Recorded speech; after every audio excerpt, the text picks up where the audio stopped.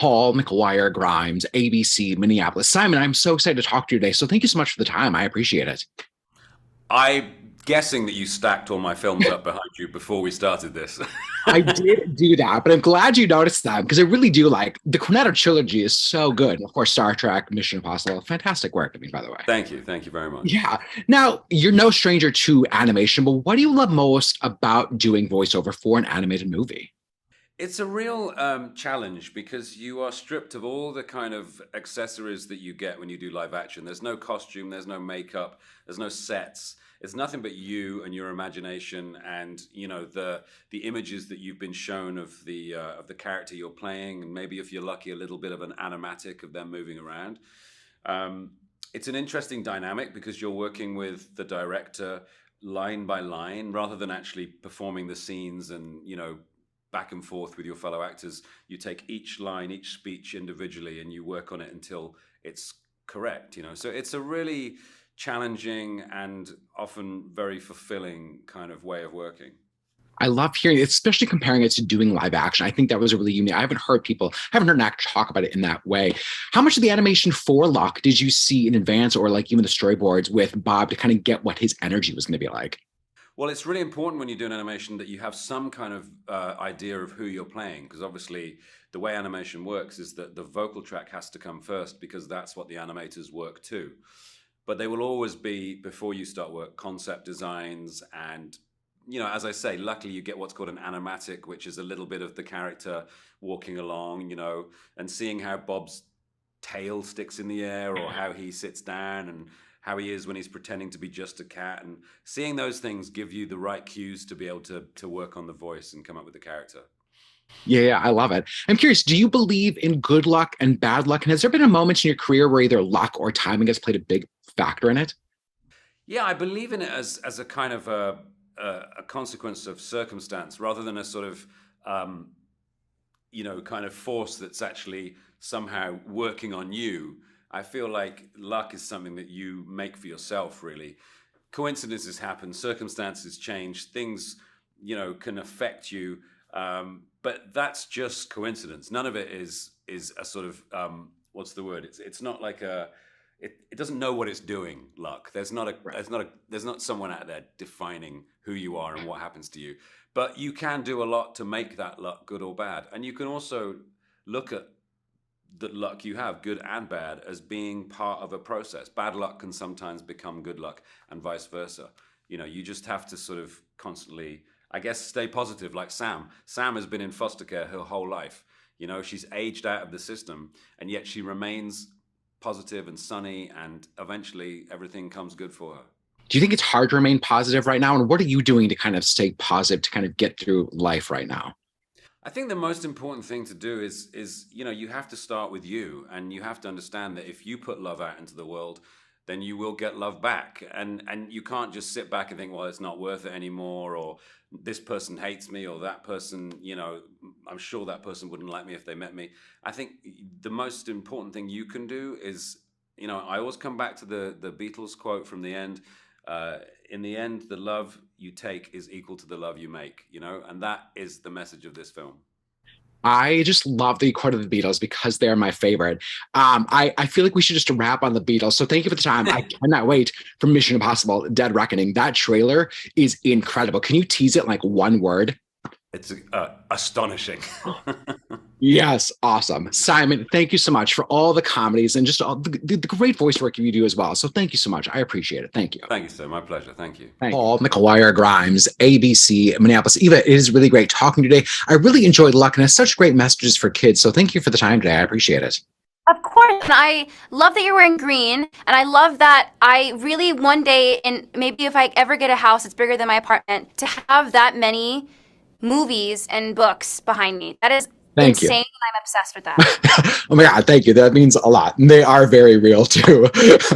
Now, this is the first time that you've done voiceover for an animated movie before. And what surprised you most about this process, the medium that may be different than other movies, TV shows, or doing Broadway for 8 shows a week?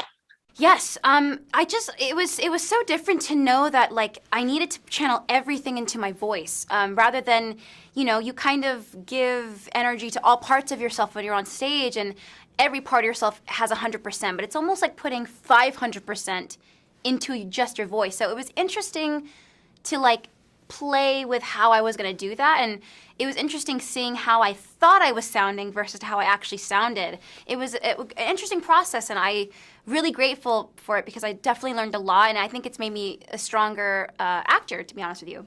I love here. I mean, I don't think people quite know like the rigor and like how hard voiceover work is and like the demands that it takes on a performer.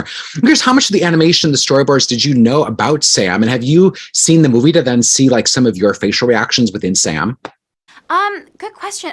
They showed me stuff here and there, and they showed me sometimes clips, and it kind of blew me away because there's so many parts to making an animation film that I was learning for the first time that I had no idea. And I'm like, wow, the team on this is huge and just legendary. So just to play my part in the way that I did a little bit was, I can't believe that I was a part of that. But yeah, I don't know. I don't know if they put any of my facial expressions in there, but I do love that Sam has my olive skin tone. I do love that. That makes me really proud. I think that's awesome that they incorporated that just for like the inclusive like aspect angle that is so important. Do you believe in good luck? And has there been a moment in your career where like luck or timing has really played a part of it? Yeah, I definitely believe in luck. I don't think that it's everything. I think sometimes maybe it's such a good feeling to believe in luck, but I sometimes feel like it's more of the cherry on top of hard work and dedication and just the universe, just being the universe, right place, right time. And I feel like, I don't know if there's one particular moment, but I really do think that being able to do 8 shows a week, even though it's really tiring and hard, I just feel lucky being able to do it with an incredible cast and with a story and music that I adore, and I get to do it with my partner, which is like, who even gets to work every day with their partner, and so that to me makes me very lucky every day. Yeah, now speaking of that, I did see you in Hadestown on Broadway in 2019. My husband and I saw it. I absolutely loved it. It's so incredible. What was it like coming back the day that Broadway reopened and you got to do it again? Crying. I remember when Andre walked across the stage for our first show back, it was, I'm getting goosebumps. It literally was a standing ovation that I have never even witnessed before. And it was insane. I mean, we all on stage quite got emotional because we were like, we knew we missed it, but there's a feeling on stage where you know you're clicked into to everything that makes sense, that you can imagine the feeling, but you are really in it at that moment. Yeah. And we knew that the audience was so like, we missed you, and we were like, we missed you. It was a very magical evening. But yeah, thank you for coming to see the show. That's so oh my cool. God. Yeah, I loved it. I got the rap. Thank you so much for this. I appreciate it. I hope that kids really, and their parents, of course, really love luck. I think so. I think they will too. But thank you so much for your time. It was nice to Yeah, meet you're you. welcome. Thank you. I appreciate it. You too. Wire Grimes, ABC, Minneapolis. Flula, it is really great talking to you again. I really enjoyed it a lot, and it's such a really nice message for kids. So thanks for being a part of it. Yes. Hello, Paul. Thank you. How are you doing? I'm great. How are you? I'm very great as well. Thank you. Good. Yeah. Now, you're no stranger to doing voiceover work in animation, but what do you love most about that field of animation and doing voiceover work? Well, I will tell you, the temperature is always perfect. You know, there's always no sun. I burn in exactly 18 seconds, Paul. 19 if I'm wearing SPF 2000. So I get to be in a nice, shady, dark, it's calm, it's quiet. All I hear is the tinnitus, the ringing in my ears, and perhaps a nice, it's fine, and a bubbly Sierra mist that I can sip on at any moment. Oh, you know it. Yeah. Now, do you find that there's more time to just kind of play around with the character and find him and just improvise dialogue versus when you're doing a live action movie like The Suicide Squad or Pitch Perfect? Totally, because it's easy to record new things. When you're filming something like The Suicide Squad, that set is there for 2 days and then we've moved on to a new thing. But with animation, I mean, it takes so long. There's so many wonderful geniuses working on these films. It takes so many hours of work. But this time also gives us time to do recording sessions sometimes many, many months later. So it's possible to try new things. You can replace new things. It's very fun in this way. I love it. Now, have you seen the movie and have you seen any of like your specific facial expressions in Jeff the Unicorn? They're like, hey, that looks like me when we recorded that take. Yes, if you painted lots of fur, a gigantic mustache, a nice unicorn horn, and some tasty zip-up tracksuits, It's me. It's just you. No acting involved. None. No, I just woke up and did it. Right. How much of the storyboards or even character drawings did you see of Jeff before you went in to kind of get an idea of like the energy vibe that you should bring into who he was? I did not see the animations at the very beginning. We do eventually. But before this, I rely on the writer Keel and the director Peggy Holmes, very wonderful, to get ideas of what they are looking for. And then we kind of play around with it within this, and then we build it as we go. So if I see the animation or the photo, that can also give us more fun ideas. Yeah. Oh, I love it. That's great. Now, do you believe in good luck? And has there ever been good luck or timing that has happened for a specific moment in your career?